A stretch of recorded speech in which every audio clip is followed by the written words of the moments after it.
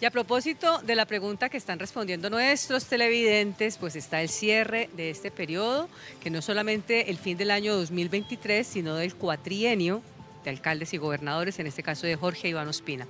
Y esta alianza de la que les hablamos al inicio, pues da unas cifras interesantes y unos ítems, digamos, interesantes. Al gobierno de Jorge Iván Ospina le va bien en la reducción de homicidios, contrario a lo que muchos piensan. También le va bien en la reducción del nacimiento el embarazo, mejor, en madres adolescentes.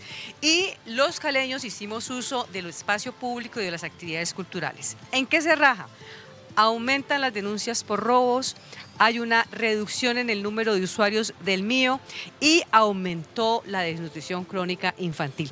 Por eso nos acompaña Lina Orozco de la Unidad de Acción Vallecaucana. Bienvenida a Telepacífico Noticias.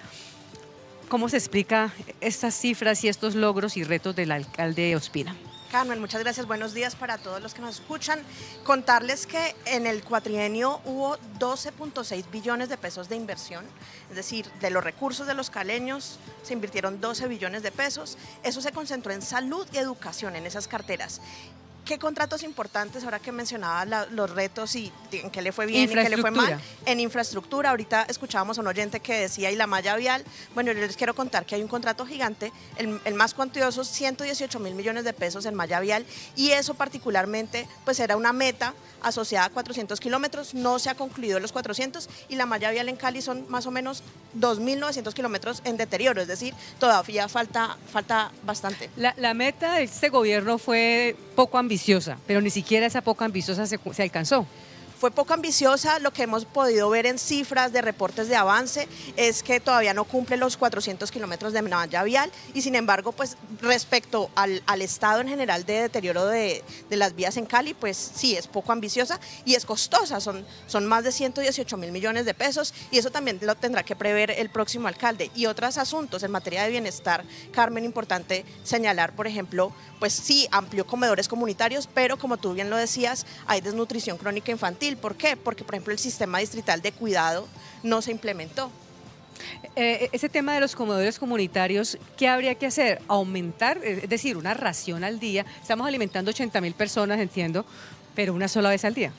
Sí, son raciones por persona, 80.000 personas, raciones entregadas al día. Hubo después de la pandemia una apuesta de la alcaldía por expandir los comedores comunitarios. Una parte se financió con crédito público para esa expansión de comedores. Efectivamente se está llegando a muchos más, antes eran 60.000 personas, ahora 80.000, pero es una atención, si se quiere, que subsidia la vulnerabilidad, pero eso requiere muchos más asuntos, por ejemplo, el tema de llegar a primera infancia, por ejemplo, fortalecer el plan de alimentación escolar, llegar a tener bien el detalle y monitoreo de los niños que están naciendo con bajo peso, en fin.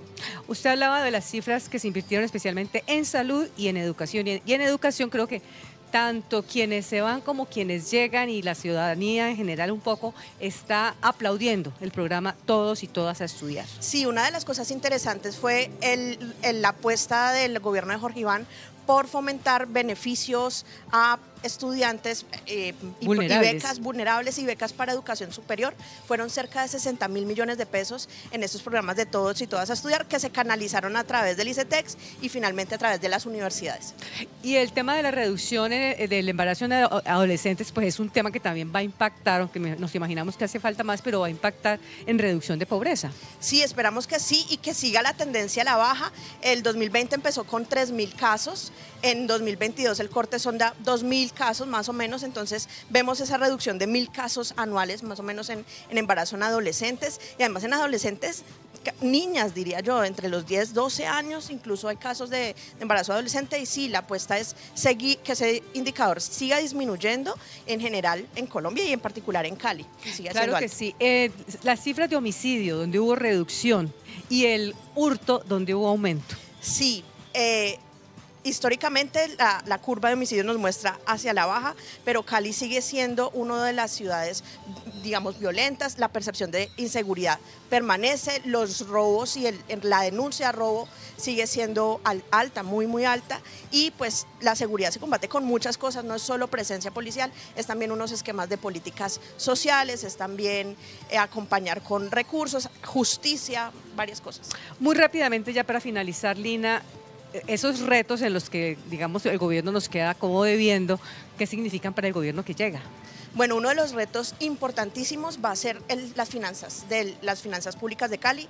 Como saben, Jorge Iván y Armitage venían con deudas, las deudas se juntaron, se sumaron y le corresponderá a Alejandro Eder, el próximo alcalde, ver cómo entonces Solivia renegocia o reperfila la deuda, está en su, digamos, en su criterio puede hacerlo, negociar con los bancos y lograr que la inversión suba un poco. ¿Porque esto es importante?